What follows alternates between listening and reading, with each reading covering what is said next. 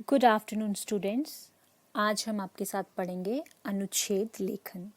देखिए बच्चे, हमारे जो अनुच्छेद लेखन है वो हमारी परीक्षा में 5 नंबर के लिए आता है ना। अंक योजना के अकॉर्डिंगली 5 नंबर को विभाजित करें तो प्रारंभ एवं समापन यानी स्टार्टिंग और जो आप एंड करते हैं उसका 1 अंक होता है। जो बीच का विषय वस्तु लिखते हैं आप, जो सब्जेक्ट मैटर लिखते हैं आप, है ना, दिए गए विषय पे, वो 3 अंक का होता है। और भाषा की जो शुद्धता होती है और आपने कैसे लिखा है एवं प्रस्तुति कैसे की है उसके ऊपर 1 नंबर, यानी टोटल मिला के कुल मिलाकर 5 नंबर का ये आपके एग्जाम में पूछा जाता है अनुच्छेद लेखन। अब देखिए 5 नंबर बहुत ज़्यादा होते हैं, कम नहीं होते। तो अगर आपको ये कला, अनुच्छेद लेखन की जो ये कला है, अगर आप ढंग से और अच्छी तरह से लिख पाएंगे तो ये 5 के 5 नंबर आपके अपने हैं, है ना। तो चलिए अब हम आपको बताएंगे कि अनुच्छेद लेखन होता क्या है। देखिए बेटा, किसी विषय पर मन में आने वाले भावों और विचारों को हम 8-10 वाक्यों में लिखेंगे तो वह अनुच्छेद कहलाएगा। या फिर किसी भी विषय पे, वाक्य पे, सुक्ति के बारे में अपने विचार लिपिबंद कर लेंगे हम, उसे भी हम अनुच्छेद कह सकते हैं। एक अनुच्छेद में एक ही भाव या विचार को विस्तार पूर्वक लिखा जाता है। दैनिक जीवन का कोई विषय, अनुभव या आसपास की जो घटना है ना, उसको अनुच्छेद लेखन का विषय बनाया जाता है। इसमें वाक्य छोटे छोटे होने चाहिए तथा इसमें परस्पर संबंध होना चाहिए, यानी वाक्यों में जो हम लिख रहे हैं उनमें आपस में संबंध होना चाहिए। अनुच्छेद लिखते समय शब्द सीमा का ध्यान रखना बहुत जरूरी है। सामान्यतः लगभग 100 शब्दों में लिखा हुआ अनुच्छेद जो होता है वो एक अच्छा अनुच्छेद माना जाता है। बेटा, अनुच्छेद लेखन को लघु निबंध भी कहा जाता है। देखिए, निबंध अलग है और अनुच्छेद अलग है, पर अनुच्छेद जो लेखन होता है उसको लघु निबंध यानी छोटा निबंध भी कहा जाता है, क्योंकि इसमें सीमित शब्दों का प्रयोग बड़े सुगठित ढंग से होता है। शब्द संख्या सीमित होने के कारण लिखते समय थोड़ी सावधानी बरतनी पड़ती है अनुच्छेद में, जबकि निबंध लेखन जो है वो विस्तारवादी होता है। उसमें कई पार्ट आप एक साथ लेते हैं, कई सारे पक्ष लेते हैं और उसे लिखते हैं।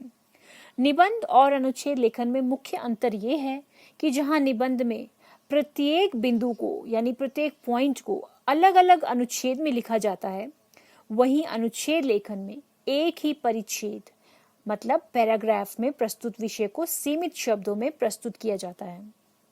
इसके अतिरिक्त निबंध की तरह भूमिका, मध्य भाग एवं उपसंहार जो होता है वह इस तरह के जो विभाजन है अनुच्छेद में नहीं होते, या इस तरह के विभाजन जो है अनुच्छेद में करने की आवश्यकता नहीं होती।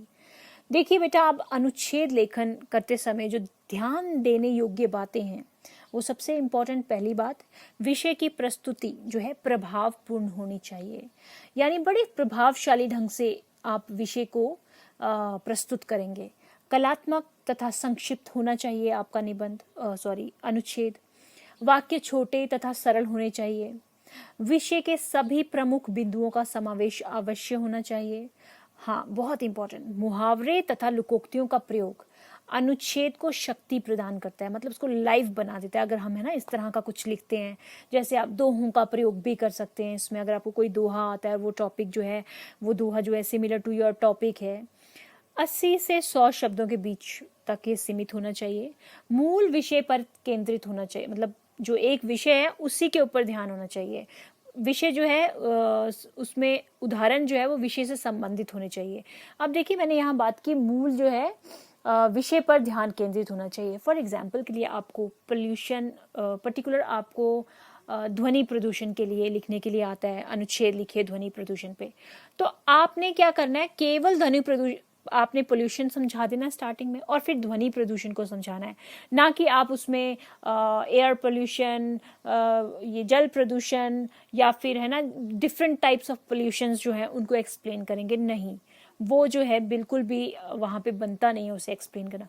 अगर ध्वनि प्रदूषण आपका विषय है अनुच्छेद का, तो केवल आपने ध्वनि प्रदूषण को ही एक्सप्लेन करना है, जो उससे रिलेटेड टर्म्स हैं, जो उससे रिलेटेड, है ना, जो बातें हैं, केवल और केवल उसी को एक्सप्लेन करना है ना।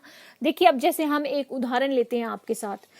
आपको पता है कि कंप्यूटर एक जादुई पिटारा कह लो या आज की ज़रूरत कह लो, तो सबसे पहले अगर आपके एग्जाम में आपको संकेत बिंदु दे रखे हैं, है ना, मोस्टली 10th क्लास में संकेत बिंदु जो है वो दिए रहते हैं अनुच्छेद लेखन से पहले।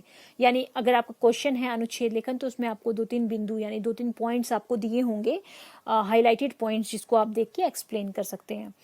अप टू 9th क्लास ऐसा नहीं भी हो सकता और हो भी सकता है कि आपको संकेत बिंदु दिए जाएं।